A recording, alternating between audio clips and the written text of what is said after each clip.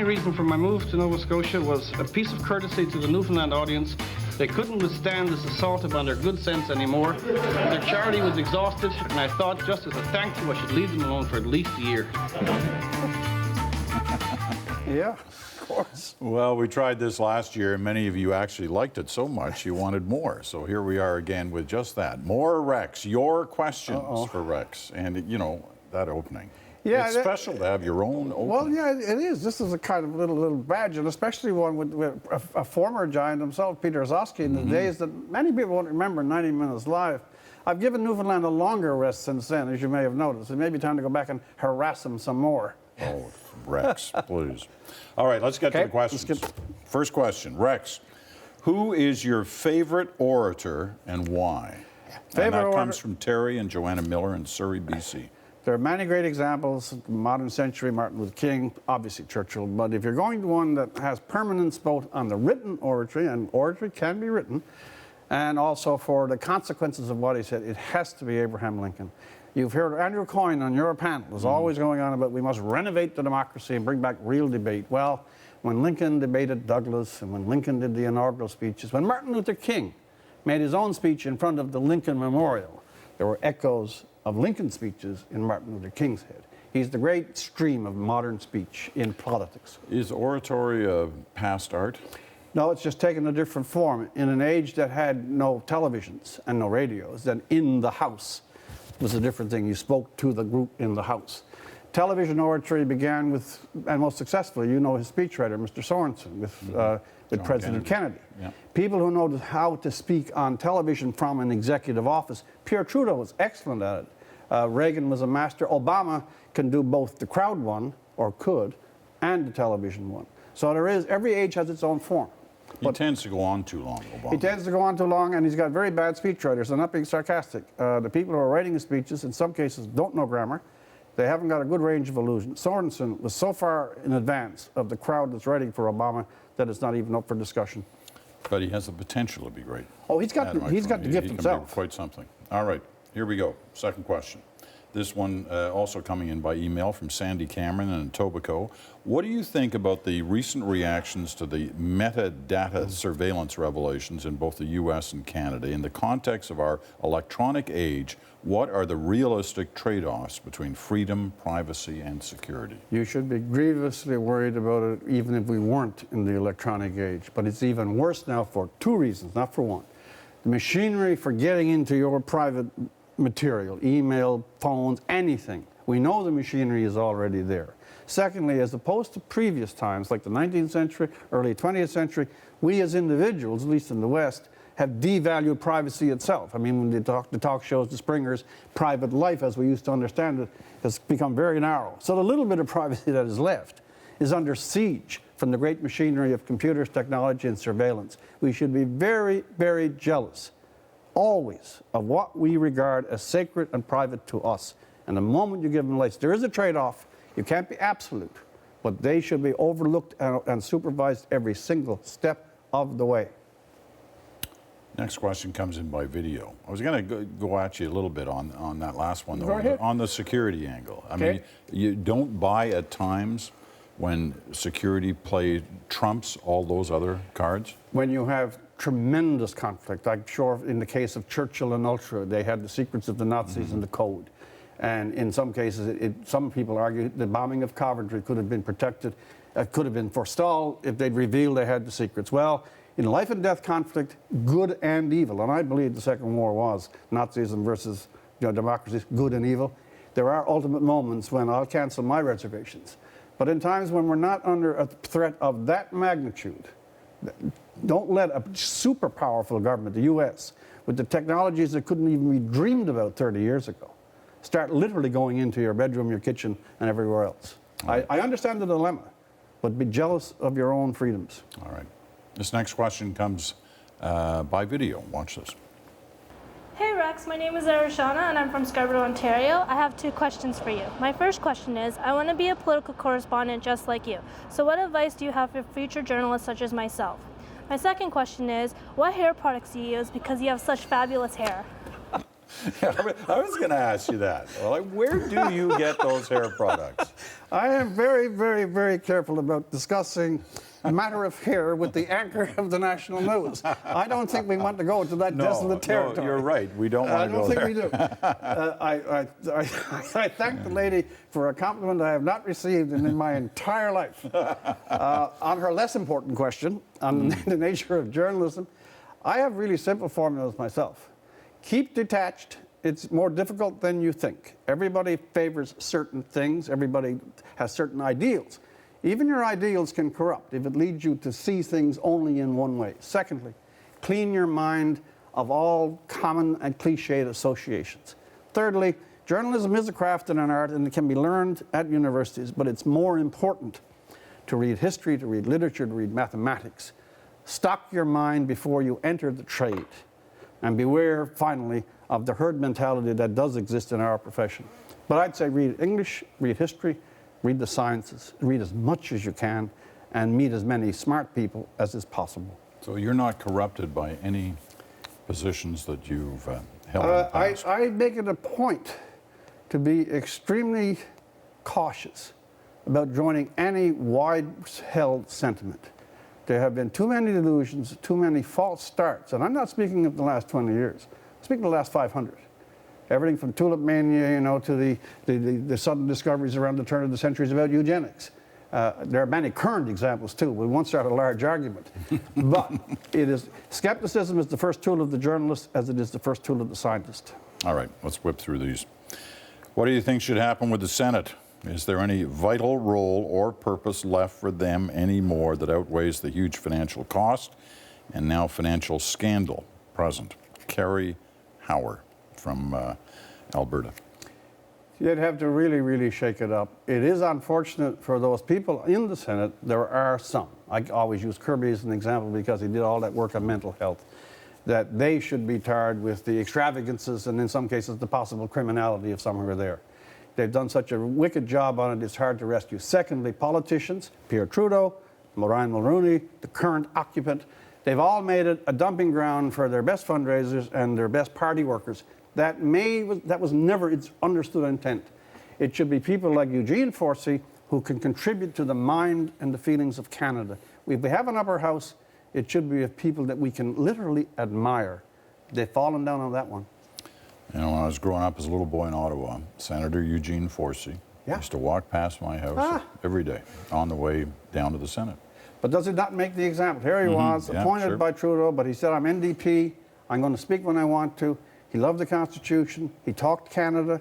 What senator does that now? Next one by video from, came in on Skype from Rankin Inlet in Nunavut. Here it is. Hi Rex, I'm Susan Noseworthy from Rankin Inlet, Nunavut. My question is, I'm amazed by your vast vocabulary, but sometimes befuddled as to what the words mean. When was the last time you heard a word and didn't know what it meant, and what was the word? Hey, Susan, you're not alone. Well, the befuddlement is deliberate. If people understood what I say, I would not be on the air. No, that's not quite true. I run across words I don't understand almost every day. Apart from reading current stuff, I like to read really old stuff. And the word I'm going to give Susan right now, I'm reading, it is the case, The Anatomy of Melancholy by Robert Burton. It was written about the turn of the 1600s. It's full of old words. I used one about the Senate there last week in the commentary, dizzards. The word I'll give to Susan, though, is macerate, which means to soak in a liquid and to weaken. You might macerate your ideas by hanging around with politicians. You would dilute them. It has a pejorative sense. The second one I toss at her while she's here is cachinnation. If you're looking at the question period or the Senate, you might want to laugh out loud. And finally, because she asked the question, I brought this in. It's called Reading the Oxford English Dictionary. One man, 1 year, 21,000 pages. This has a nice little taste of odd and different words. So if she's interested, reading the OED. It's given to me by my doctor. He figures I need more words. There's not 21,000 pages in that book. There are 20 volumes of that. Oh, this one, no, heaven forbid, man. All right. Email. Why isn't the press on the Prime Minister's case about not having regular press conferences? He has so much to explain, he's avoiding his responsibility. Bill Phelps from Burnaby. I don't think the question in this case, the onus is not on the press. I think the press, more or less, and the Ottawa Gallery in particular, have made huge and long complaints, and columns have been written about the lack of communication via the press conference. It's unfortunately, in the modern political world, be more and more in every jurisdiction. The Prime Minister, much like the press, are reading politics as a game. He shouldn't have to be pushed to give press conferences, is my point. You are the Prime Minister of the country. You speak to the country at regular intervals. And secondly, you open yourself to reasonable interrogation at reasonable intervals, just to keep pace with the course of events. One of the reasons why he's so, meaning Mr. Harper, so wounded by this Senate business, is that he refuses to declare his own heart. I'd add one thing to the question. It's not just the press conferences. When really big things happen, either they're scandals or big issues, the Prime Minister should speak to the Canadian people. You asked me who's my favorite orator.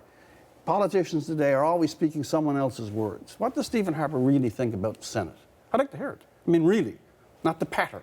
And what does he really think if we don't get EU trade or we don't do environment or whatever? All right. Speak in his own voice. You know, just for context, you can go right back to Trudeau. Yeah. None of them have taken advantage of the opportunity of regular press conferences or speeches to the nation unless in times of crisis. And they hedge themselves about by these pseudo-professionals. And the professionals are getting them in more trouble than if they spoke their heart. And usually the professionals are saying, no. Exactly. Don't go out there, stay Wrong. away. All right, video question, here it is. Hi Rex, I'm Alex Cameron in Windsor, Ontario, and I wonder if Canadian politics is better or worse as a result of technology. Oh, that's a good one. Well, I'd say that the discussion about it is somewhat worse. Canadian politics, not to the degree of the American, has really become sharpened around the camps. The NDP camp, the Liberal camp, the Tory camp, even the Green camp. And these are so sharp. The new technology has opened up a whole range of instant response. Twitter is the classic example, but blogs are pretty close to it, where you get people who are already hyper about their own side of things. And discussion becomes insult, becomes, pseudo-controversy. While the instruments are there to give us much more information, people are more tuned to gossip, to fight, to polemic, and to partisanship. We need less instant response and more considered response, both in the press gallery, both in the public, and in the comments. I'm going to have to take a break, but we'll be back with some fun questions that you won't want to miss.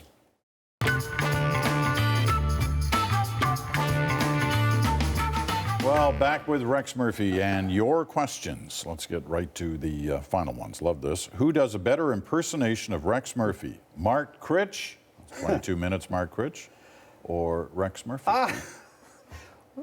There's a wisdom in the question. Anybody who's on air, I don't know if you want to admit it, anybody who's on air is performing a role, so they are imitating something, but give credit where credit is due.